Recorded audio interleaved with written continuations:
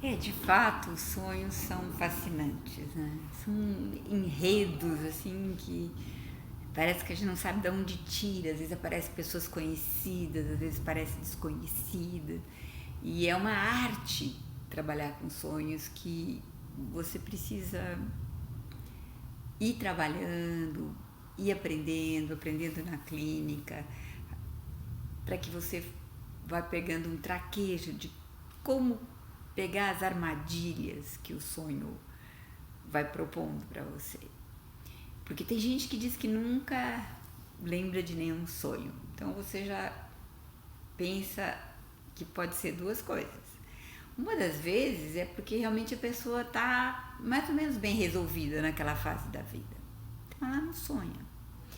E outras vezes é que ela está com as questões tão reprimidas que a gente não vai ter acesso por enquanto. Então o inconsciente ela não tem recursos e o inconsciente diz, não vou mostrar nada por enquanto, não vou trazer nenhum para a consciência, nem um pedacinho desse sonho. São às vezes as pessoas mais perturbadas.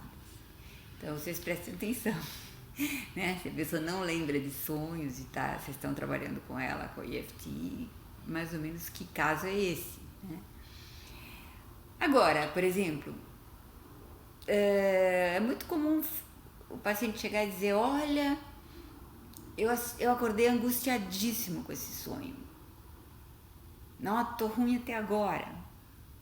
Como um paciente meu, que ele é de origem japonesa, uma pessoa muito sensível, muito inteligente, e um dia ele me disse, olha, não é possível que eu sonhe esse sonho.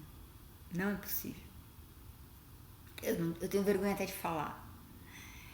Eu não tô aguentando, eu tô com uma angústia terrível com esse sonho. E realmente, ele tava de férias e o filho dele tava de férias. E naquele momento, ele tava querendo muito estudar um determinado assunto, que ele pensou, ai, as férias, eu vou estudar aquilo, eu vou aprender, tinha as metas dele, que não vem ao caso agora, eu preciso aprender mais aquilo, eu preciso um tempo para mim para isso. E chegou as férias do filho junto com as férias dele e ele não conseguia tempo para fazer o que ele queria. Então ele estava irritado. Na verdade, ele procurava dizer, não estou irritado com meu filho, estou irritado que eu não tenho tempo e que em vez de fazer isso eu tenho que cuidar do meu filho, que a minha mulher está trabalhando, eu tenho que levar ele para passear, ele quer brincar e eu quero que ele brinque sozinho e eu quero... Era mais ou menos uma situação assim que ele estava vivendo. E ele foi dormir. Aí ele tem o seguinte sonho. Ele sonha que o filho dele desafia ele. É um menino, o menino tem 5 anos. O menino desafia ele. Ele manda não fazer uma coisa, o menino faz. E o menino chama ele e ele não quer. E ele tem uma explosão que não é comum dele. Ele tem uma explosão assim e pá! Ele não é uma pessoa que bate no menino, nunca. E ele dá um empurrão no menino, sacolejando no menino. O menino, sem querer, bate a nuca no móvel ou em algum lugar e desfalece. E fica como morto. Ele grita para acordar o menino e o menino não acorda. Quer dizer, e aí ele acorda do sonho desesperado, né? Desesperado de culpa, desesperado de angústia. Como? Eu não sou capaz de fazer isso, né? Mas no sonho a gente é capaz de atos que a gente não imagina fazer. E por quê? O sonho a gente deve descartar e dizer, não, a gente jamais faria isso. O sonho é uma coisa louca, o sonho não tem nada a ver, é só sonho. Eu acho que não. Eu acho que a gente tem que olhar. Então, a primeira coisa quando uma pessoa chega assim é realmente você vai trabalhar esse sonho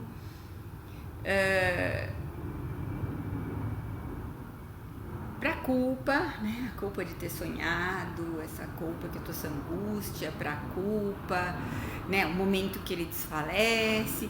Você trabalha só no tapping para aliviar aquela sensação que ele traz para você ao contar o sonho. Mas eu acho que não é só esse. O sonho, ele, mesmo quando ele é terrível, ele deve ser recebido quase como uma bênção, porque ele mostra alguma coisa que está dentro da pessoa.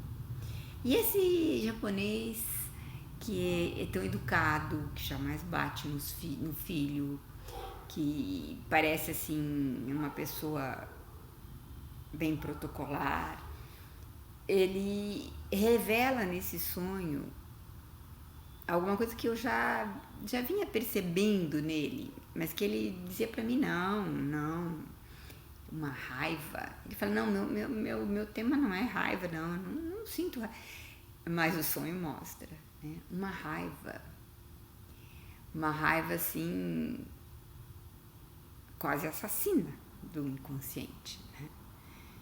É difícil trabalhar isso. Então eu acho que isso precisa ser, vocês precisam estudar muito bem a parte clínica também, ter uma supervisão se vocês querem trabalhar com isso, ou se vocês têm esses sonhos, vocês terem terapeutas para trabalhar com isso, porque esses sonhos mostram raivas que estão reprimidas dentro de você, que estão lá e que uma hora precisa ser olhadas, né? E que estão, na verdade, tendo consequências. E na vida dele, uma das consequências que tinha desse sonho, dessa sequela de raiva dentro dele, é que ele não conseguia progredir como ele queria. Ele sempre entrava em negócios que davam errado, se endividava, havia como que punições inexplicáveis que ele se fazia durante a vida e que na verdade tem a ver com essa raiva que estava dentro dele. A raiva produz culpa e a culpa produz punições para se aliviar. Então, essa raiva precisava ser olhada. E aí a gente foi caminhando, eu fui fazendo perguntas, e aí que está um pouco a sabedoria do trabalho do EFT, quer dizer, a gente tem que ser um detetive que vai investigando de onde vem essa raiva, né? Porque quando ele se lembra de ter sentido, ou se ele acha que não sentiu, o que pode, alguma situação que ele pode ter vivido, uma injustiça, uma humilhação, e veio.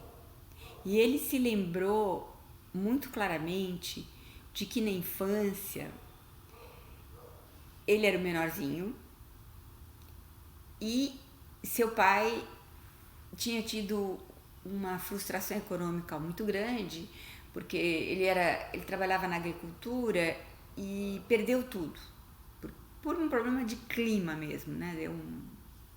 Não me lembro se foi uma seca, se foi uma enxurrada, um alagamento, sei que ele perdeu, e eles foram para a cidade e o pai nunca recuperou.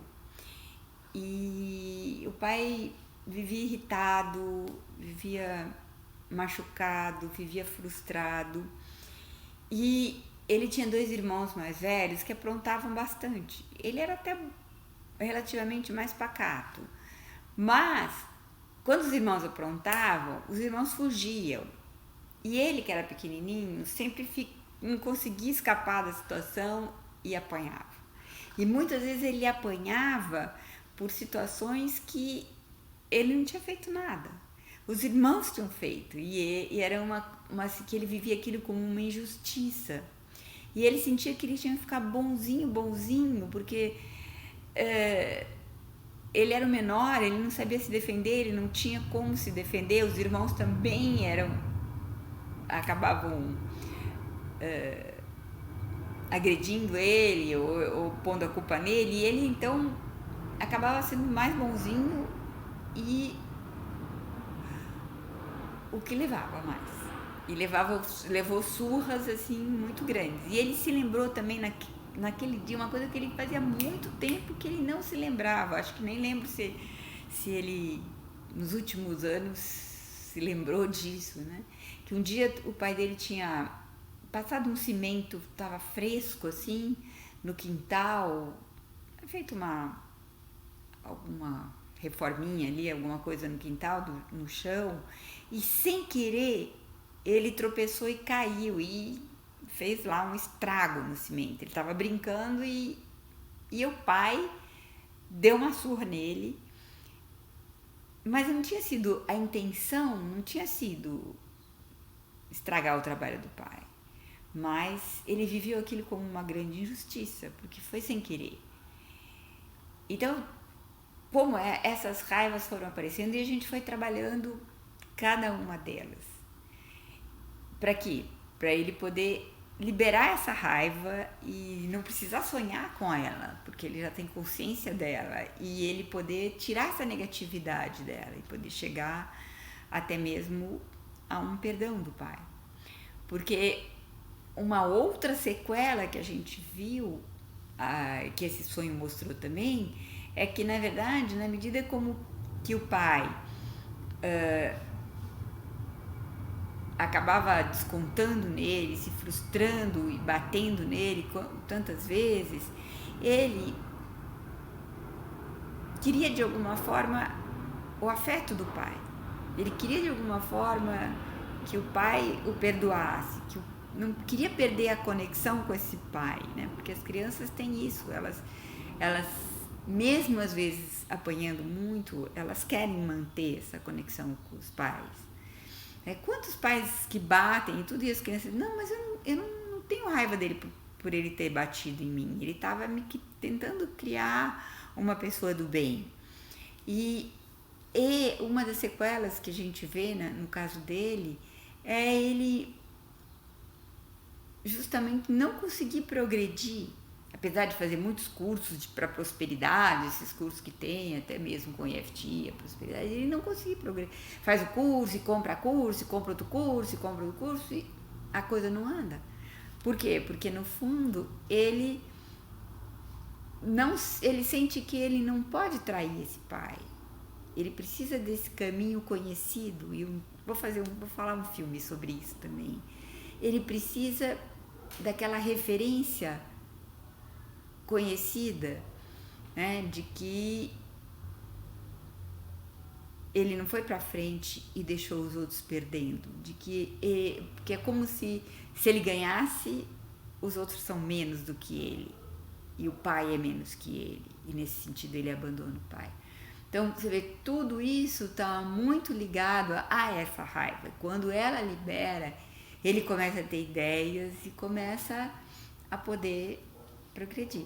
Então, o sonho, ele mostra, nesse caso, é um sonho que levanta um problema, não é um sonho tanto que mostra um caminho, é um sonho mais da noite, né? Um sonho que mostra essa questão de que tem que ser trabalhada, da raiva, quase uma raiva assassina que está dentro dele. E que, se trabalhada, ele pode chegar no perdão a ele mesmo, perdão ao pai, e seguir a vida dele. Então, a gente posso falar mais algum vídeo sobre sonho, falar sobre esses outros sonhos, esses sonhos reveladores de um sentido, numa próxima vez.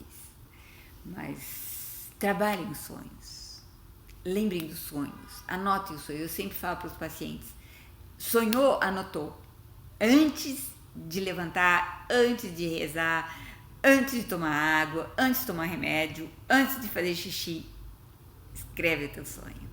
Ele é precioso para a tua liberação e para o teu caminho para o futuro.